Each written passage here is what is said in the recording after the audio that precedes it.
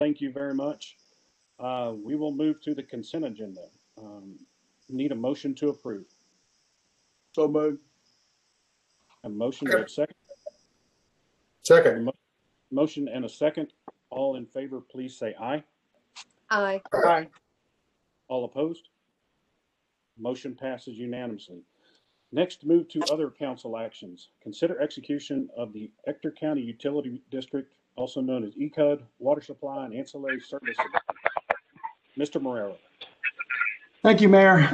Good evening, Mayor and Council. The item for your consideration this evening are agreements with the Ector County Utility District and the City of Odessa for water supply and ancillary services. As you know, we've been working with our partners at ECUD for some time on these agreements. The City of Odessa and ECUD share a decades-long history with one another in supplying treated water and services to the residents of West Odessa. In September of 2014, the city entered into its previous contract with the Ector County Utility District. The previous contract expired in September of 2019, and we've operated on a month-to-month basis since then. When that contract was negotiated in 2014, the goal of ECUD in the city was to eventually provide water to ECUD at a wholesale cost without providing any other operations, maintenance, meter reading, or billing and collection services. The previous contract was executed in order to give ECUD time to prepare to take over the operations and maintenance of their own system, as well as meter reading and billing and collection services. ECUD has taken positive steps to reach their goal of being an independent operator of their water system and is very close to achieving that status.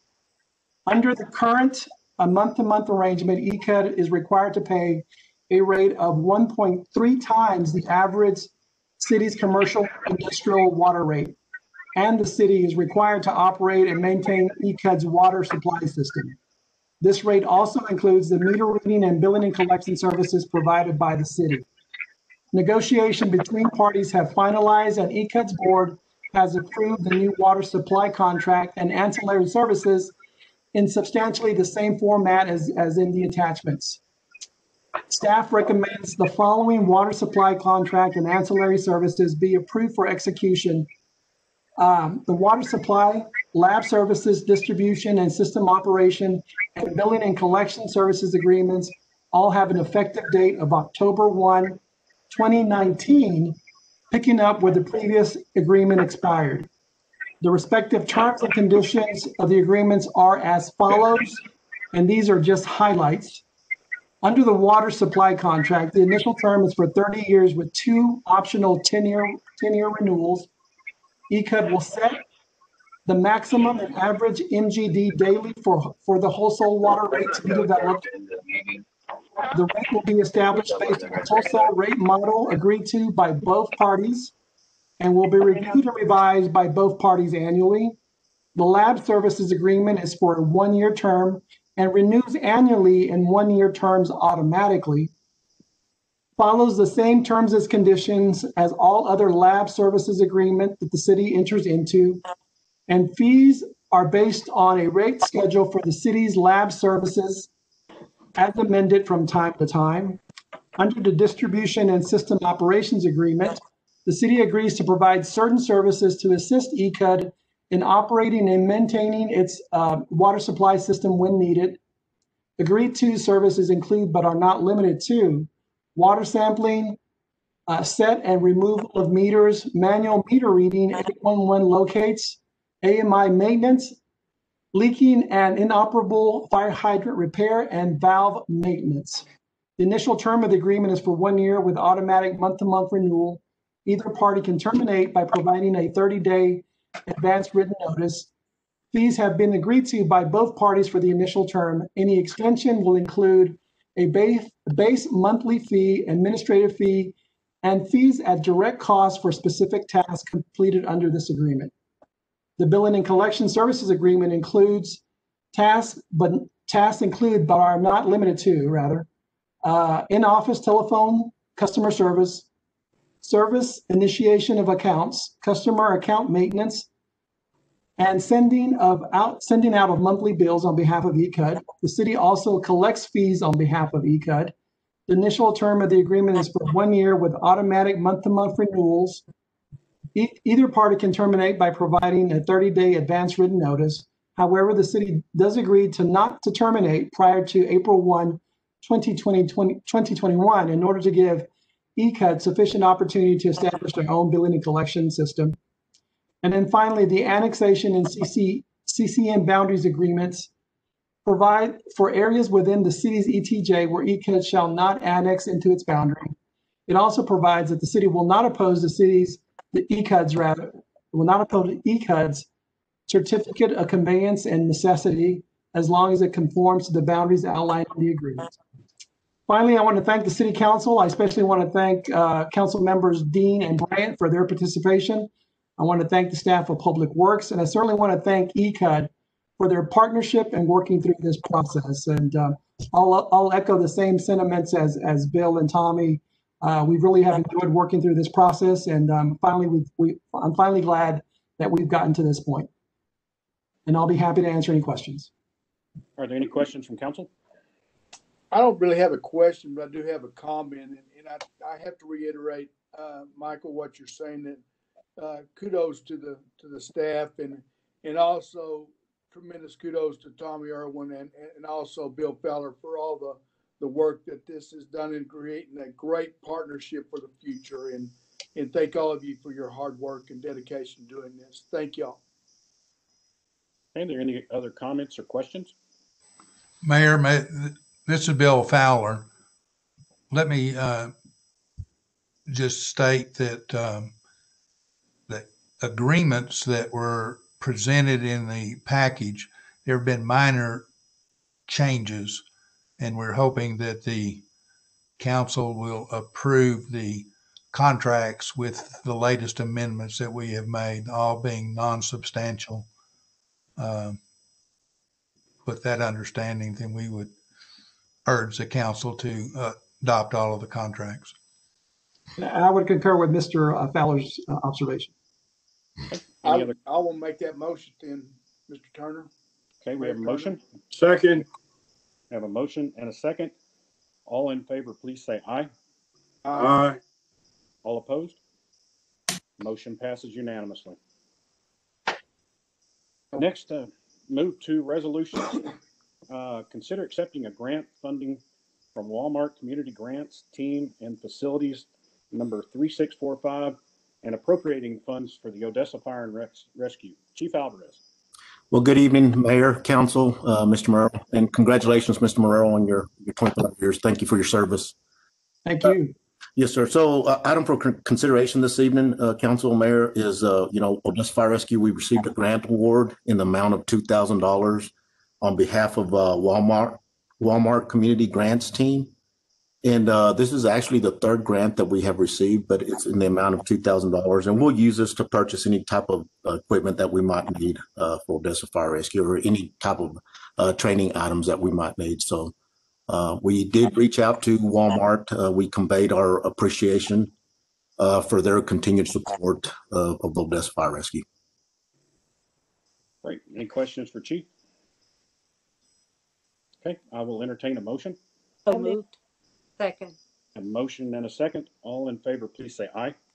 Aye. All opposed? Motion passes unanimously. Thanks, Chief. Thank you. Thank you, Chief. Yes, sir. Next, we go to authorizing renewal and execution of industrial district agreements with Mueller Incorporated Industrial District and AZ Industrial Construction Group, formerly Woolley Tools, Industrial District, JTF Enterprises, LLC, Industrial District, Elliott Partners, LTD, formerly Woolley Tool, Industrial District.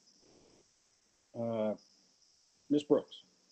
Good afternoon, Mayor and City Council. Regarding the industrial district agreements that expire on December 31st, 2020, this is a request for council to authorize the renewal and execution of the industrial district agreements that the mayor read out, which is Mueller Enterprises, AZ Industrial Group, Elliott Partners, and JTF Enterprises. Of note, we received a returned industrial district agreement from TSBW2. And we received that on Friday, so it did not get added to this agenda due to the deadline. However, that will be on the next council agenda. Okay, are there any questions from council? These, this is Peggy. Natasha, these renewals are for what period of time? These are the ones that we agreed to do for the 7 years. Right. Okay, that's what I thought. Yes, ma'am. Thank you. Okay, any other questions for Ms. Brooks? Okay, I will entertain a motion. So moved. A Second. Motion Second. and a second. All in favor, please say aye. Aye. Aye. All opposed? Motion passes unanimously. Item 4, consider accepting and appropriating funds for $80,000 donation to the City of Odessa Police Department from Buston for Badges Clay Shoot Function. Chief Gerke. Good evening. I come before you to ask that you accept a donation of $80,000 from Busting for Badges Clay Shoot. And it's not just a clay shoot, but it's an auction and it's donations. And basically what it is, it's a group of mainly businesses here in the Permian Basin, mainly oil-based, but also Walmart and places like that gotten together and decided that they were going to put together a fundraiser for local law enforcement. So if you can imagine in this down year for our economy, that they raised enough to donate $320,000, of which our portion is $80,000. So a quarter goes to the Odessa Police Department, a quarter goes to the Ector County Sheriff's Office, a quarter goes to the Midland County Sheriff's Office, and a quarter goes to the Midland Police Department. So, all the larger law enforcement agencies in this area benefited from this. And to me, it's just an amazing thing, again, in this down year for the economy, that they were able to raise this much money.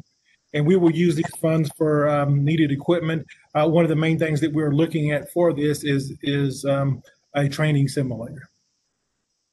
Great. Any questions from council? No, but Mayor, I sure hope there's some way that we can really thank these people for doing this. I know they've been doing this for several years, and this is a tremendous amount of money that they keep raising. So it's really provided a lot of opportunity for our police department. And I know we can't, they're not here and we're not bringing people in, but boy, I sure hope they know how much we appreciate them. I will have Ms. Grimaldo draft a letter from the council, and we can all sign it and send it to them just to say thank you. And that's the same way for the Walmart. I mean, people that are so generous with us, and especially during these times when it's so difficult, I just want to be, I know we all want to be sure they know that we appreciate them. Great point. Any other comments or questions? I will entertain a motion. So moved. Second. We have a motion and a second. All in favor, please say aye. Aye. Aye. All opposed? Motion passes unanimously. Item 5, consider accepting state dollars for JRAC for the Odessa Fire and Rescue. Chief Hubert. Good morning, Mayor, City Council, City Manager Michael. I would consider accepting state JRAC grant monies for $17,077 for EMS County pass-through dollars for Odessa Fire Rescue. Okay, are there any questions from council? I will entertain a motion. So moved. Second. I have a motion and a second. All in favor, please say aye. Aye. Aye. All opposed? Motion passes unanimously. Thanks, Chief Hubert. Thank you. Thank you, Chief. Thank you, Chief. Item 6, consider additional allocation of up to $20,000 of CARES Coronavirus Relief Fund, CRF, to go towards the City of Odessa Small Business Assistant Program. Mr. Marrero. Yes, sir. Mayor, Council. This item before you this evening for your consideration is the allocation of additional $20,000 to the COBAT program.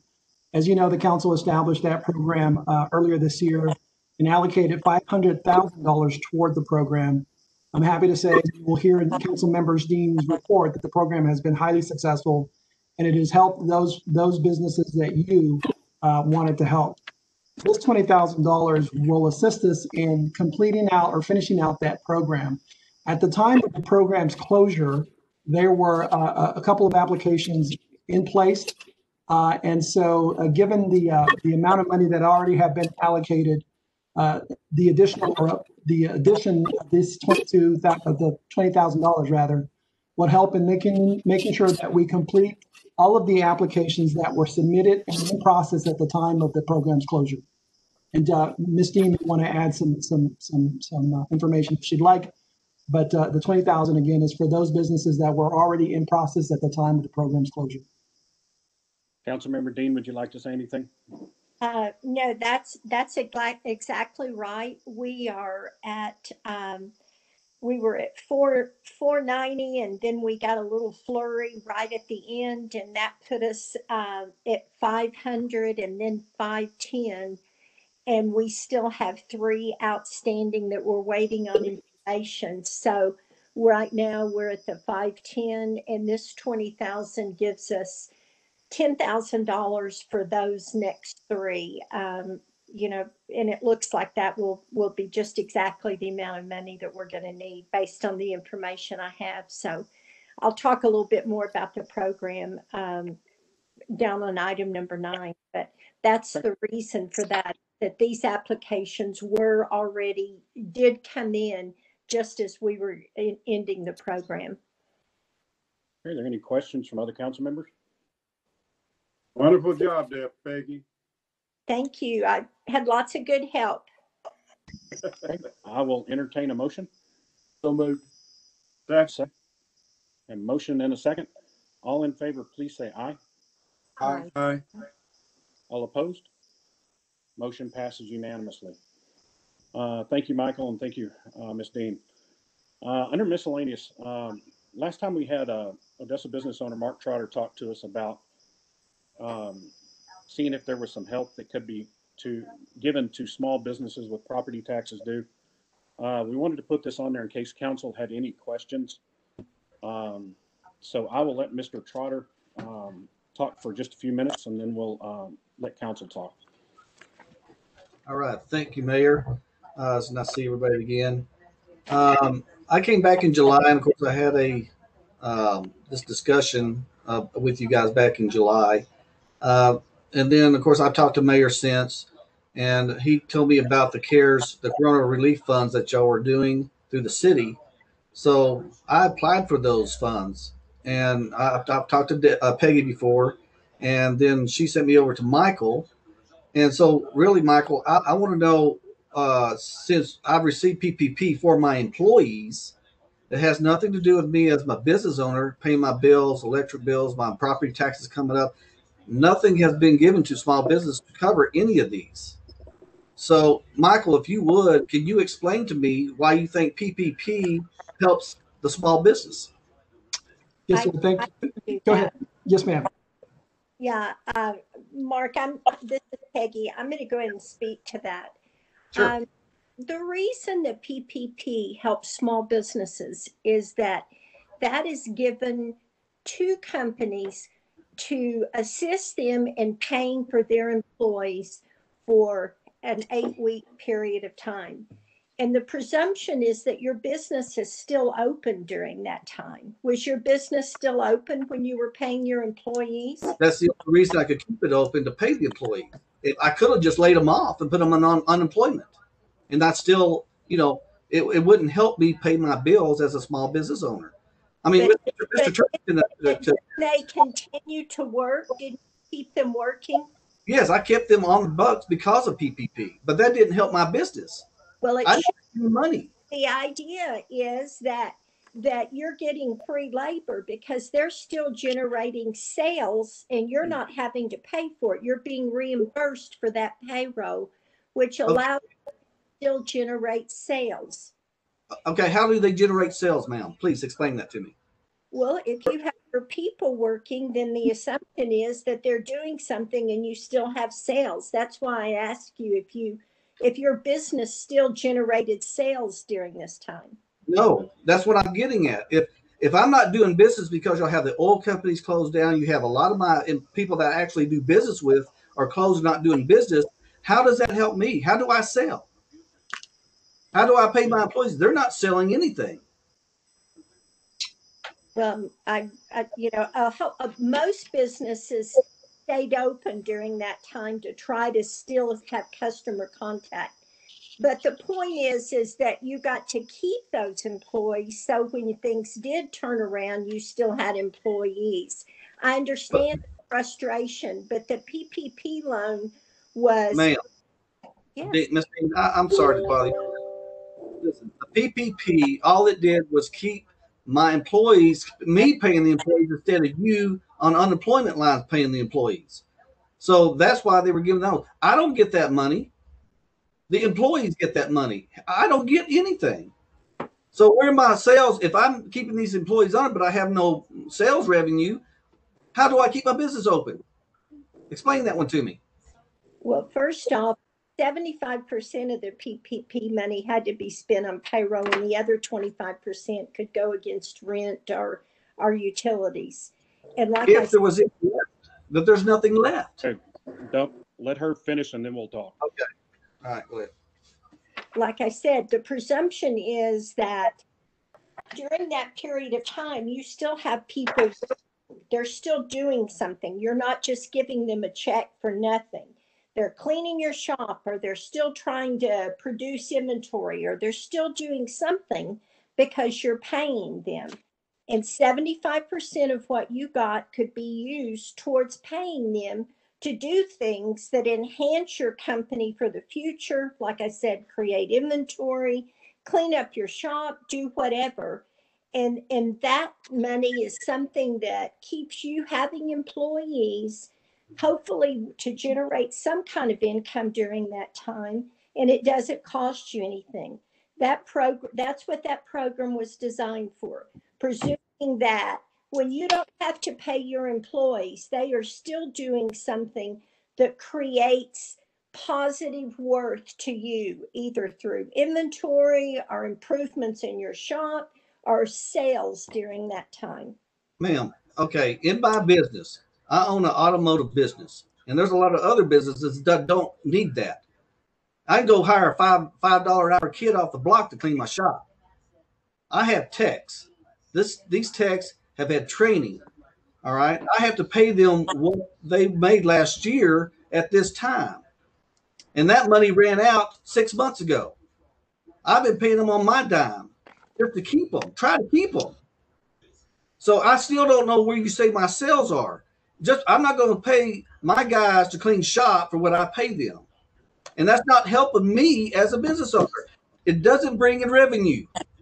So during the 6 months that you're still paying them out of your pocket, are you saying that you're paying these people and they are doing nothing to generate any revenue?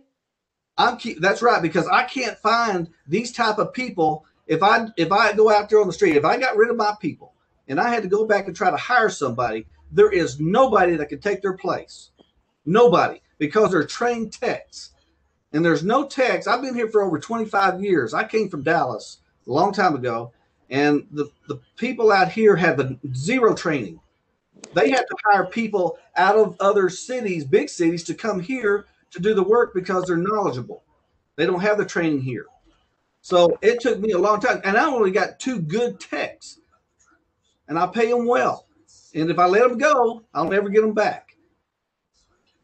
Okay, why don't we got 3 council members that looked over everything before we've done it. Let them have a meeting here in the next week or so and see what we can come up with. See what we've got. But I will tell you, David, I mean, I feel his pain. The fact of the matter is that he says Mr. Trotter is still paying people out of his pocket to keep them. So that in itself says that the PPP money was worth something to him, because that was 2 months that he did not have to pay out of his pocket to keep them. I mean, I I'm sorry that they are not generating zero sales. That's something that you are continuing to pay them, Okay. and nobody's creating any sales. But that's what we're here for, ma'am. Look, the way the things are that people are doing their business, they have to pay the bills. They have to pay the lights. They have to pay everybody. There's nothing out there that has paid the small business people anything for that. Anything. The PPP has nothing to do with that Well, it does at all.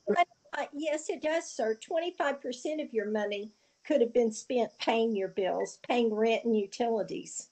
Ma'am, I paid all that money to the employees. I have nothing left to pay for anything else. But we're not talking small dimes here. We're talking, I'm 60% down on my company business sales because of the coronavirus. That when y'all shut the businesses down and the state told you to shut it down and the federal government told them to shut it down, someone needs to come up and belly up to the bar and say, all right, we need to help these guys pay the bills, and they haven't done that yet. And it's getting crunch time. Yeah, that's what we were trying to do with this program for small businesses that didn't get any federal assistance or the EIDL advances. And we up front, we said that we needed to service those businesses first. And so people that had gotten PPP would not be eligible for this simply because there's just X amount of dollars. And I'm so sorry that you fell into that. But there were some other businesses that were saying that had gotten EIDL loans and something. So, okay, well, why can't we go after federal funding to fund the small business for property taxes for the city? I mean, they're the ones that shut us down. Why can't we go after that? Well, part of it, I think, was coming with the latest relief that got canned before the election. But we can check into that and see what that was actually, because we didn't see what the package was. We just knew that it was out there and was supposed to be coming, and then one thing led to another. Yeah, I understand that. Mayor, I have a question. Yeah. Mr. Troy, have you addressed this concern with the other taxing entities? Yeah, I've talked to all my small business guys that I know. I've got about 200. Huh? No, excuse me. I mean, with the taxing entities, the ECISD, Ector County, Medical Center. We don't know who to talk to. That's the reason That's the reason I came back in July. I said, why can't we go to the state and have them either cut 80% off of the property taxes that are due coming up this year? Since we're not making any money to pay those, why can't they cut those out, or why they can't at least go 80%? Okay, I think there's a little bit of a misunderstanding. You know, the city of Odessa is only a small percentage of your tax bill. I understand. You got hospital, yes, I understand. We have no control over the. I understand, but you can go to the state. On the other side. So can you. On So the can you, other Mr. side. Trotter. Yeah, I was going to say you might start by I'm talking. asking my city council. Yeah. Just a second. Let me finish. Okay. I fully, truly appreciate what a difficult time that you're having, because the city is having that difficult time as well. And our sales tax are down. We have lost commercial sales tax. Mm-hmm. And so I personally don't see that it's feasible for us to say, cut your tax bill 80%. Even if the city of Odessa did, that would be 80% off of what, 24%? 20. Is that basically 20 cents. 20 cents per dollar. 20 cents per dollar. So, I mean, we're a fraction of it. I know we cannot afford it. We cannot do it for you that we could not do it for other businesses. Okay. There are federal funds that were made available for businesses. You have received some of that. Some of our smaller businesses that did not qualify received it under this other program that the city has overseen. So, Mr. Mayor, I'm not opposed if someone wants to look into it. I don't see that this is a feasible thing for us to do. And so I just am going to have to leave it with that. Okay. I think we can talk to the state. State won't do anything until the next biennium, which starts January 1. Mayor, and he can also talk to Brooks. I believe, the Brooks is available on that level for Mr. Trotter to talk to Mr. Lamb. Yeah, and I'll reach out and give him the number I've got so he can talk to Brooks. Right. And also to Kel to see what the state is going to do. Yeah, because we got taxes. I mean, y'all want your money on January 1st, or there's penalty issues. So is there going to be an extension on all these taxes coming up? Not for the city, I don't believe. We'd have, and I'm not sure what school district or anybody else is going to do. Yeah, Yeah. because they'll have their own. Yeah. Check the number tomorrow, so you can reach out to Kel and to Brooks and see And if they have- know of anything that's coming down the pipe. And possibly, as Deidre had said, maybe, reach out to the, what doing the other entities and just, Because on your tax bill, ECISD receives the greater portion of that. Yes. And so they would be requesting a cut to ECISD, and they're also in a difficult position. Yeah. And, yeah, I agree. I agree with you. But I'm just saying, since, they cut off school like 3 months prior to school last year, did we get that money back? No, you didn't. We'd have to ask them. Exactly. You need to talk to them about it, because they still also have the obligations towards their educators, just like what you had mentioned with your Exactly. They have the same thing with hundreds. I get it. Yeah, I get it. That's the reason I'm here. I said, I think there's got to be a way to go to the federal level and say, look, we need this much money to fund this, for these small businesses that we have in our area. You got to come up with some kind of funding for us, because these guys are going out of business. They can't pay these property taxes. They're not making any revenue. I'll tell you what, Mark, I'll get you those numbers. Just call me in the morning. I'll get you the numbers. Okay. Kel and All right. Brooks. And then get you a number to talk to Conway and see what see if they know of anything. All right. Sounds good, Mr. Mayor. Thank you. Thank Mr. Trotter. Thank you. All right. Mr. Trotter. Next, discuss COVID-19. I just wanted to kind of let you know what's going on, latest that I've heard. Right now in West Texas, the state is actually in the city of Lubbock because their hospitalization rate was so high, and 15% is what they look at. They are in Amarillo. They're also in El Paso. El Paso is, to be honest with you, just almost decimated with what they are dealing with. They brought in 4 trailers for corpses. Heard today that the city of Lubbock is bringing in 2 portable hospitals because their hospitals are full. Currently, right now, Big Spring Scenic Medical Center has more COVID-19 patients than they do regular patients. So we are seeing the numbers go up. Over the last 6 weeks, we really watched Odessa's numbers start to go up. 3 weeks ago, it was at 412 for 1 week. 2 weeks ago, it was at 522. Last week, it was 832. And so far, Monday and Tuesday, we're over 400 cases so far this week. The things that's really getting phone calls from the 2 hospitals. To give you an idea of where they are right now, ORMC has 26 admissions, and they are holding 1 COVID patient in the emergency room because they don't actually have a bed for them at this time. Medical Center has 60 admissions, and they are holding 5 in the emergency room right now. Midland Memorial is about the same. One thing that is hurting ORMC and Medical Center right now, ORMC has 32 employees that are out either with COVID or being quarantined. Medical Center has 76 employees out with COVID or being quarantined. Right now, FEMA has nurses that have been brought into Medical Center.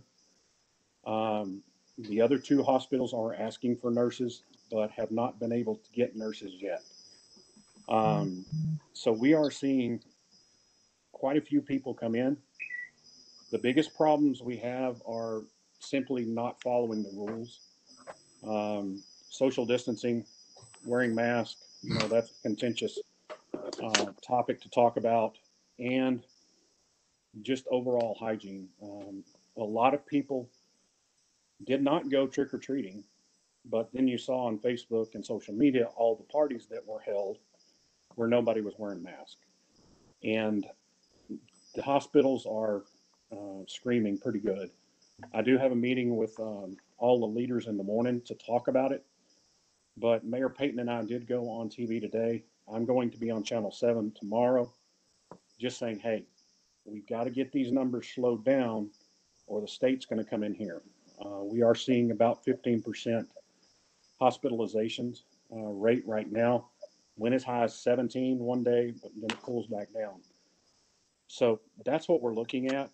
I just wanted to let you know. One thing I think Michael and I have talked about is talking to the grocery stores and the big box stores and saying, would you please lower your occupancy rate some and go back to cleaning like they did when COVID started. Because many times you saw them cleaning your carts at the grocery stores, also asking people to wear masks. There is some good news on the vaccines.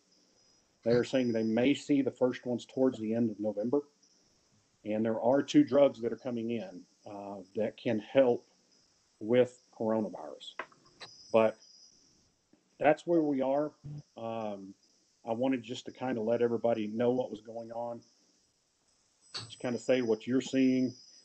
And because push comes to shove, I think maybe in the next week or 2, we may have to make a call to do something to keep the state out. Because I don't think we want the state in here. Right now, the occupancy levels in El Paso are at 25%, Amarillo's at 50, and Lubbock's at 50.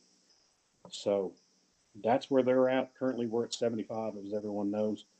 But if we don't do something to help slow down for the hospitals, we really are going to be dealing with some problems. So I will open it up and let everybody kind of see what they think. Mayor, if I could, I think push has come to a shove. And I've talked to Dr. Saravana myself, and the hospitals are not just asking us, they're pleading with us to do something. When we first, as a community, we did really well after the governor came in, did the mandate. You know, you saw the masking, you saw the community gearing up to try and help. And you don't see that as much now. And I think, you know, I know it's an unpopular thing to do, not just masks, but to do anything. I know it's hard to enforce, but I believe that as leaders, sometimes we have to make those difficult decisions. In my opinion, it has nothing to do with politics or infringing upon someone's rights or inciting fear or any of those other things that we've been hearing out there. But we have a medical community who we expect to take care of us if we get sick, who quite frankly are at the point almost that they can't. You know, they're saying they have no more room. They have nurses, they have doctors who are out either infected or quarantined, and they really need us to move forward, to do something. You know, we can keep saying, you know, let's be nice and let's be kind and let's wear a mask and let's do those things. But as a city, we have to look for other ways that we can help, something that can, you know, be maybe, you know, I don't like being told what to do, but it's not that. It's not about me. It's about the community. And if we help each other, we saw that when we were helping each other that and wearing masks, our numbers went down. We saw that. But then we also see that when we're gathering again in groups, when we're not wearing our masks consistently, when we see some of our businesses, you know, I know they're tired as well. When we see that they, you know, everybody's going in any kind of way, we have to work together, in my opinion, as a community, you know, and try and help. Because if, God forbid, I were to get sick, I wouldn't want to go to have to be shipped to San Antonio or El Paso or Austin, where they're actually sending people that I know of because they can't handle them here. And we have to, you know, we hear the community say, we want our kids in school. Well, if we don't do something, our kids are not going to be able to be in school because it's not going to be safe to be there, quite frankly. the school's doing a great job, but how much of a load can they continue to take? I just think talking about it, we've got to come up with something that we as a council, as a community, can do. I know we're tired, we're emotionally tired. I'm drained, mentally and physically drained, but being tired is not going to send COVID on its way. It's just not. It's not that simple. And so if cutting back on gatherings, if requiring masks in businesses is what it takes, then, we may have to do something that's just not all the way popular. But if it helps our community, it will be popular in the end, because we'll have more community members still alive and able to celebrate when this is gone. So I know especially the box stores have really been good. HEB's been fantastic. Walmart's been good. Absolutely, but we have to continue, to make sure that happens. And listen, our community is speaking. Our medical community is speaking. Our schools. I mean, I don't have the answers, but I think we need to get together and talk about it. God bless El Paso. God bless Lubbock. But I don't want to be the next one. I don't want our community to be the next one if it's some little things that we can do to prevent that. And talking with Dr. Sarah Bannon, there are some things. We just have to work with our community to try to get there. And I thank the community. If community's listening, I don't know. But if they are, I thank them, for trying to work with us as a community to help everybody. I mean, that last press conference you guys had on Thursday with the hospitals, it felt like the doctors were basically in tears, because they see it. They're there every day with that. They see when possibly one that needs to stay is having to be airlifted off, and they may not make it that far, in a helicopter that long, but they need to be here, but we can't have them here because we don't have room. When we do have beds at the hospitals, the nurses and doctors are sick, so you got to have nurses and doctors to take care of you in those beds. And so I know it's unpopular, and I know that, some people say it's politics and it's throwing things, but they could say that about stopping at a red light, and we have to do that. I mean, that's just what we have to do. So that's just my 2 cents. Thank you. Teacher, what do you think? I'm with Mayor on this one. I'll say back in the spring when we addressed a mask mandate, I did not vote in favor of it. But my reason was primarily I didn't think that we had worked out all the enforcement requirements of that. I mean, it was kind of a new thing. We also had a group of people that came and they were very vocal against it, and I appreciate their input. I was shocked at the number of emails I got after that, the people that couldn't believe we didn't, enforce it. I think that I believe that's something that we may need to entertain again and discuss as a group if we feel that that's if that's the direction that we need to go. I know that Walmart and some of the big box, they really had the big signs posted in front there for a while, and they don't anymore. And people have gotten very casual. I agree with Mayor on that one. I was very surprised in the last week how many people I see that don't have masks. Okay. Peggy, what do you think? Well, I listened today to you and the mayor in Midland, and I thought you made some really good points. One of the issues I believe is that we've gotten real passive about this. If you look at the newspaper, it's in the same format every day. You see the numbers. I don't even really look at them much anymore. And, I think people are just, as Mayor said, they're tired and they're just not paying any attention. I think that my opinion would be that we should put on a pretty extensive public service notice advertising campaign between now and Thanksgiving and say, Thanksgiving's coming up. Do not do this.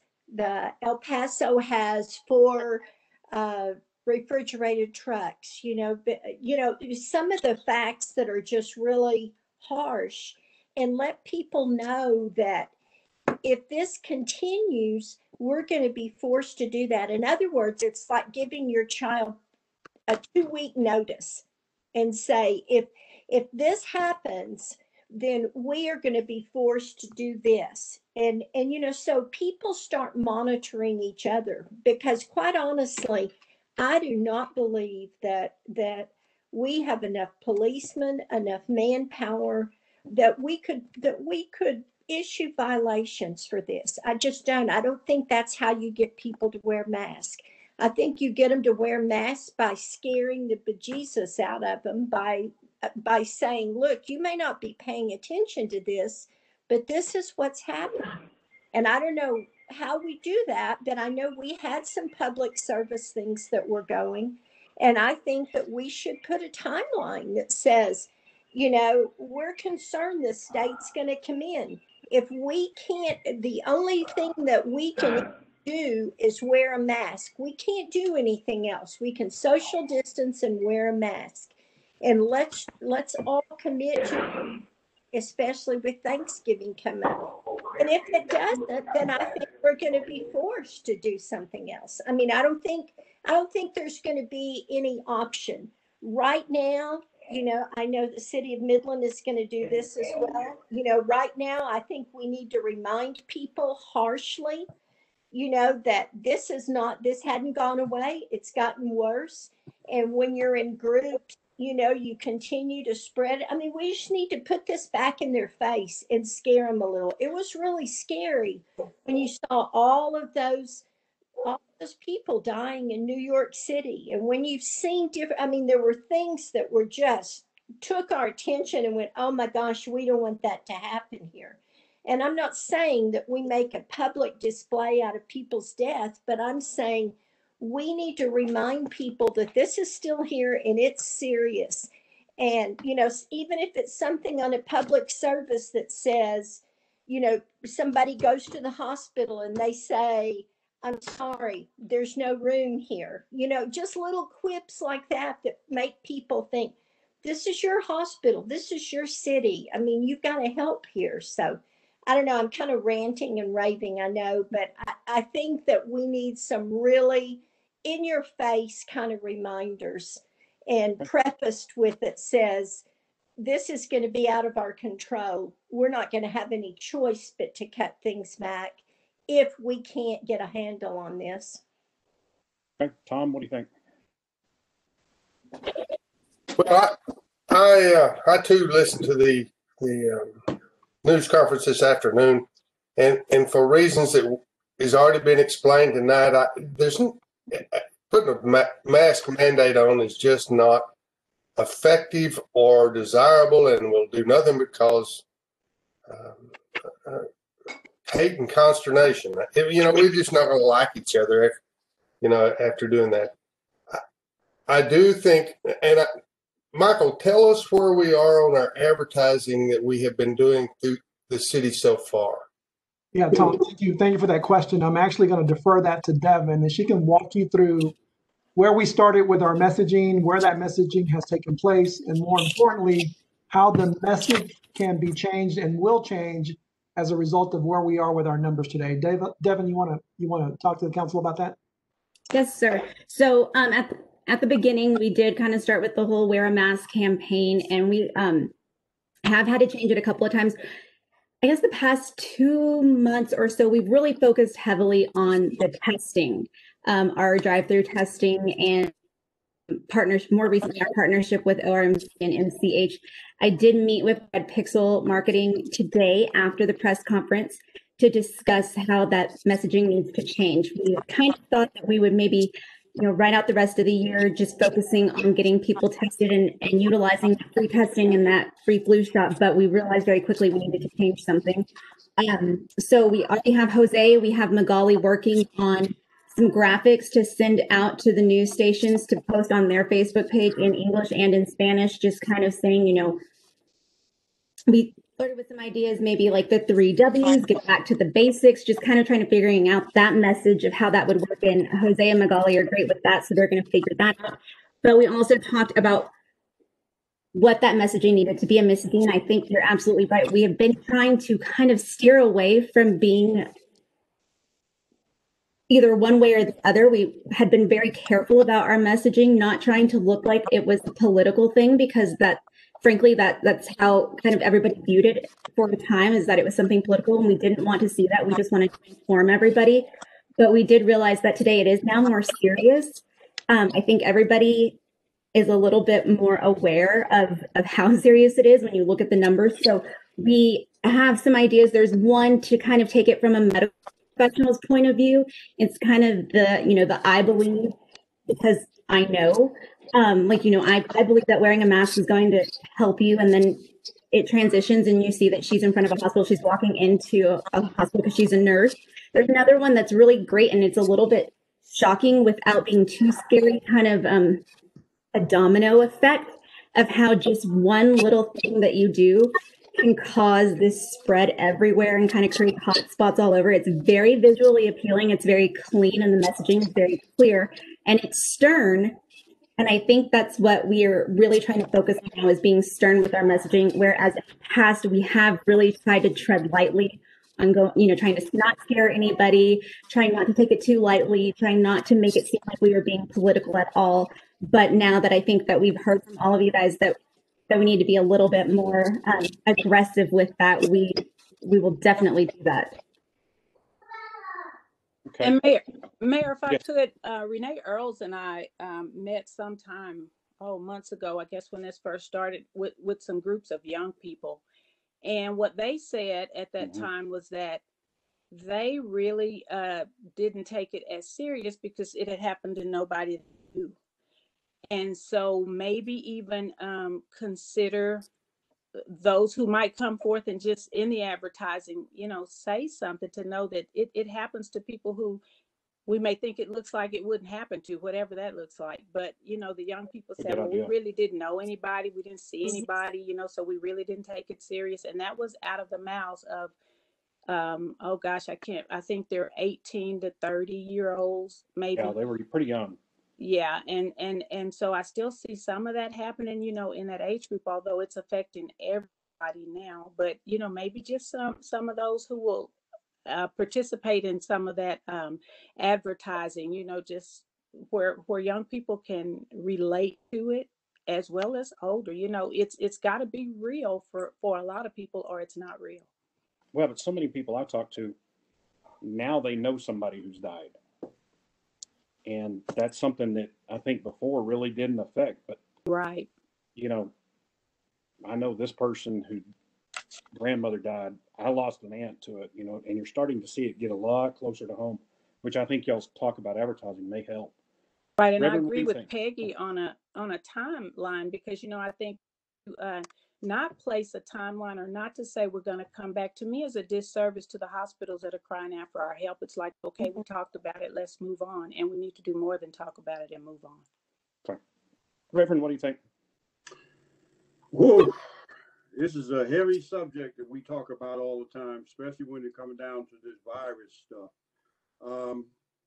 We say we are Odessa strong, so we need to come together as a city and stand up and say, well, we don't want what happened in Lubbock and the rest of the city, El Paso and everything, to happen here. And the only way we can do that, we have to step up as Odessans and say that we want to slow it down. And the only way we can be able to slow it down, we have to show by leadership, wearing the masks ourselves, to show other people that it may not affect you right now, but later on down, it will affect you. So we have to step up and say, well, okay, well, take on the responsibility. I don't care where I go in this city, I wear my mask. I'm showing my leadership. I am the city councilman here, and I show leadership. And that's what we need to do. We need to step up as strong Odessa and say, we can accomplish this if we stand up together and say, we can face this together as a city, so we don't allow the state to come in and make a mandate that we got to follow. I know we talked about it. a while ago about the mask mandate. Yes, I voted against it. The reason why I voted against it is because I looked at it in the longer and a broader way of saying, how can we mandate this? How can we enforce this? And it had to come from the governor's office for it to be enforced because it comes from the state level. But we, as citizens of Odessa, need to say, our doctors are pleading with us, our nurses are pleading with us to wear the mask. It has nothing to do about your political denomination or anything like that. Wear it to save other people's lives besides your own. That's showing leadership in the community. That's showing leadership in the city, saying that we are leading by example. I'm doing it. I tell everybody at my church the same way. If you come to our church, you have to wear a mask. You have the sanitizer. We're 6 feet apart in the church and everything. So if we mandate it for everywhere else, why can't we mandate it for our own self? And you know, Mayor, I don't think it's only the mask. I think it's the attitude. Mm-hmm. It's the buy-in. It's the empathy. It's the sense of community that I want to help the person that it might affect. I want to help the elderly. I want to help the immune compromised. I want to help the doctors. I want to help. It's an attitude, not so much just the mask or just washing your hands or just social distancing. It's somehow we've got to encourage that the attitude must change or we're El Paso. Yeah. It's to be invest into it. We got to get them invested into it. To the point is to say to the point that the more we wear masks, the less we have to worry about this. It's going to be here for a while. It's not going to disappear. It's going to be here for a while. So we have to adapt to it. The only way to adapt to it is to wear the mask and keep social distance and follow the mandates has been set down for the stores and wherever we go to. And when you go in there and they require you to wear that mask, wear it. That's just showing that you care for somebody else's life as well as yours. And I heard you start. Yeah, I think just like Mara just said, and I think Devin can probably put pieces together like this, like the one that she did with all the city employees. It might be even, I don't know if it's on TV or if it's on social media or whatever, but just like that, if you had Mara, saying for 15 seconds, this is about attitude. We want Odessa to be better. We want to save lives. And you have different people with just one or two one-liners that are strong statements. I know I can't tell you the number of people comments that I got just about the assistance, the COBAP program. And, we didn't start running that. Craig did towards the end. And there's something about people hearing from people they know. Right. And I think that, Devin, if you put together like a 30-second spot with just, people that we know, whether it's council or whatever, with those little one-liners like that really make a difference, wear a mask, save a life, those kinds of things. And just simply, we don't want to be El Paso. And those kinds of just one-liners all put together with different people saying them, I think it could be very powerful. I think you could do it. You remember the breast cancer? I run for my grandmother. I run for my mom. Or, I do this, but, you could say I wear a mask because of my grandmother. I wear a mask because of a child. And that might be something that we could really work towards. Doing what you got. I no question we have gotten complacent. That is not a question. The word I'm trying to think of, and I think it's the most important word that we have, is we need to respect our fellow citizens. I think it's a word of respect. And that wearing the mask is a respect for your fellow citizens. And as community, as Mara has mentioned, we as a community need to get together, and we need to do it now. This isn't something we need to wait on. We need to educate as quickly as we can. We need to publicize as quickly as we can, and we need to do it now for the benefit of our fellow citizens and respect for our fellow citizens. And for That's our, what we need to do so and for quickly. the medical profession. And those are our fellow citizens, and that's what I'm talking about. Those people that are there every day are asking us to help. We need to do it. We need to do They it. are begging us. I talked to Dr. Shannon today, and they are desperate. And Dewey, I think your word, I mean, I think it's easy. I think someone should say, we have become complacent, but hospitals cannot afford to be complacent. No. They are completely full. I mean, just things like that, just somebody sitting there goes, oh, wow. Really and it is a respect of your fellow citizen of wearing the mask. It's a respect for that. And that's important in our community. We got to have respect for each other. And part of that is wearing that mask right now, keeping the 6 foot, watching the guidelines that have been established for us. We've got to keep following the rules. We got complacent. And, I know Renee, when the president came, the chamber was able to get almost every business on their signs to put something about welcome the president. And, Renee may be able to send out, just a blast email and ask everybody for the next 2 weeks between now and Thanksgiving, to put a sign, to make their sign say, wear a mask, save a life or something. And help enforce it. at your business. Yeah. Help enforce it. All right. I just think it's urgent. As Dewey said, I don't think, we can hear. It's urgent. They're asking us, and I think we need to show as leaders that it may be hard for us, but we got to do it, and we got to do it quickly, whatever it is, and show them. Because any of us, let me look at these faces. Most of us are in a vulnerable position, and should we need medical attention, we want the best, and we want to be right here in our community. And unfortunately, that may not happen. I would ask Mayor as much as anything is what Mayor and the whole group is saying. Let's move quickly. Let's use I'm going to meet with Devin that we and Michael can. That with the blast on Facebook, the blast on the networks that we all have through the chamber, through the other areas. Let's really try to help enforce our citizens to move forward and help each other out, and let's get this under control. Yeah, amen. Work on it tomorrow then. And we might even consider having a press conference. That worked pretty well. It got us some good media. It really did. And we could say, this is what's going to happen if we don't do this. I'll talk to the leaders tomorrow because we'll have the press conference on Thursday. And we'll have everybody together in the morning. I'll make these suggestions.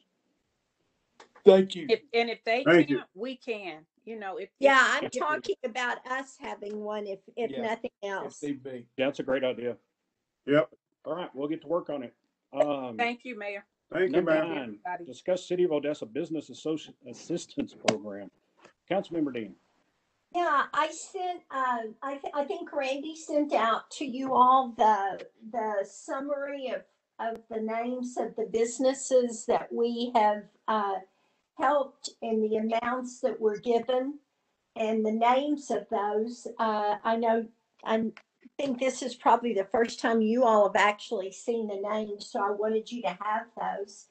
I also did just a little summary below that said the number of businesses and the number, we did 48 businesses loan grants that got $2,500, 30 businesses got $5,000, 24 got $10,000. We had to deny 21, and then I put the reasons that they weren't approved. And 11 of them were like Mr. Trotter. And, I feel so badly about that. But we decided at the beginning of this program that we wanted to hit micro businesses that had not received any other assistance. And that's exactly what we did. So 11 of the applicants had received PPP or EIDL advances, so they were declined. And then you can see the reasons for the others. So we've got 3 still outstanding. We have or will by Friday have written $510,000 in checks. So I think we can be really proud of that. I want to especially thank Cruz Castillo and Gavin Norris and Virginia Ruiz and Mara and Michael Shelton, who was on here in the beginning, and Dewey, and Randy especially at the city. So, you know, it has been a process, but I think it's one that we can all feel real proud of ourselves for. I think that's exactly right. Yep. I agree entirely, David, with what Peggy said. Peggy, I think we really hit the people we needed to, and I think the guidelines that we established and the reasonings behind it were extremely well. PPP program hit a different person. This program hit really the people that we were trying to meet, and I commend you and the group for what was accomplished. Good deal. Yep. I commend you on the great work there, Peggy. I'm sorry I had to leave out of it because I'm running for the position, but yeah, I commend you on a great job, and I commend the team that we put together and everything that we did it. We accomplished what we set out to do, and that's to help the ones that was in need of help at the time. That's it. I commend Peggy and the team as well. And just having came in late on it, I can tell you that the people that I dealt with who were approved, they were very, very grateful, you know, and they were willing, you know, when they didn't have the information, they were very cordial. They always were wanting to bring whatever information they needed. I never really ran into anyone that was, you know, some may have been disappointed in the amount, but never anyone that was truly ungrateful or, you know, in any way unthankful. And so it was a very good process. It was, I think, Peggy, Dewey, and that group, I want to just commend you because I came in the end, but it was work. You know, it wasn't just a matter of looking at an application and saying, okay, Randy, thank you, because I would ask her a couple of times and then I'd realize that I'd already asked her and she stuck in there with me. So I just commend everybody on that effort, you know, and I'm glad we could do something positive. And I, you know, for our community, it was really positive and the people were so thankful. Yep. I want to tell you all too that Midland is doing a similar program. And I know Michael talked with them, and then I spent a little over an hour on the phone going over with the group that's going to administer it, you know, what we had done and the things that didn't work and what we would do a little different. So I think that was, you know, that was pretty nice that we set up the program because we created this ourselves. And, you know, it caught their attention too, and they are doing that for their small businesses as well. That's great. A lot of people hurting, and it helps. All right. Hey, can I ask a real quick question? Peggy, I'm just kind of looking at the list. What is Mr. Trotter's business name? He didn't even actually get to this to where he didn't actually ever send in his he sent in an application, but when we first, and I forgot to thank Wesley Burnett too and Renee from the chamber because they did a great job on this committee. We didn't actually even do a checklist on him because when he sent it in, we had a question is, did you get PPP loans? Yeah. And his answer was yes. Okay. And so we didn't, you know, unfortunately, he's not on this list because in the beginning, there were a couple that, you know, like Wes, for instance, I'm pretty sure he had Mr. Trotter's and he just opened it up, saw the answer to that question and sent back and said, that doesn't qualify. And then, then I started putting this spreadsheet together, trying to get everything that we had applications that we'd processed. So I thought the very same thing, but I remember specifically that there were maybe two in the very beginning. I think Virginia had one and West had one that I checked back and said I never heard on these, and they said they didn't qualify because they had had the EIDL advance. So, Okay, all right, thank you. Thank y'all. Ms. Grimaldo, do we have any committee appointments? Yes, we do. For the Animal Shelter Advisory Committee, reappointments of Dietrich White, Tom Sprouse, Dr. Henry Lyde, Susan Clark, Connie Coop, Lisa Frost, and Joyce Trower. I will entertain a motion. So moved. Second. A motion and a second. All in favor, please say aye. Aye. Aye. That passes. We don't have any citizen comments on non-agenda items, Mr. Grimaldo. No, sir. Okay. We will need to recess executive session as authorized by the Texas Government Code Section 551.071, consultation with attorney. The city council may adjourn into executive session to consider pending or contemplated litigation and personnel matters, deliberate the employment, evaluation, duties, discipline, complaint, or dismissal of public officer or employee under Texas Government Code 551.074. I will entertain a motion. So moved. Second. A motion and a second. All in favor of going into executive session, please say aye. Aye. All opposed?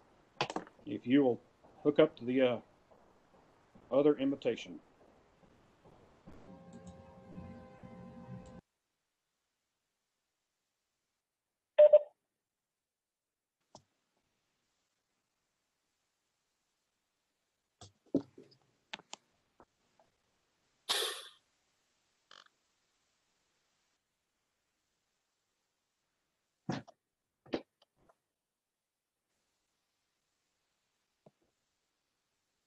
Hey, Tom.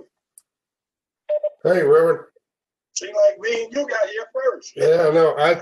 I got part of it on my iPad, and part of it on my PC.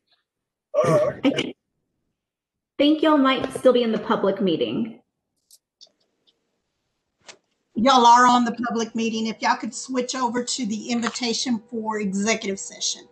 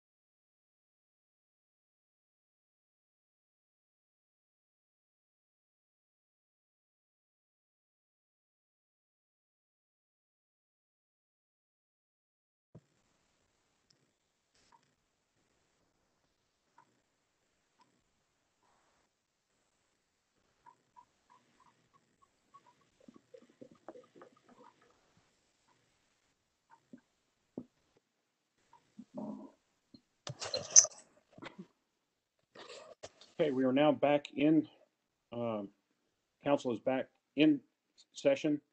We were coming out of executive session. No action was taken.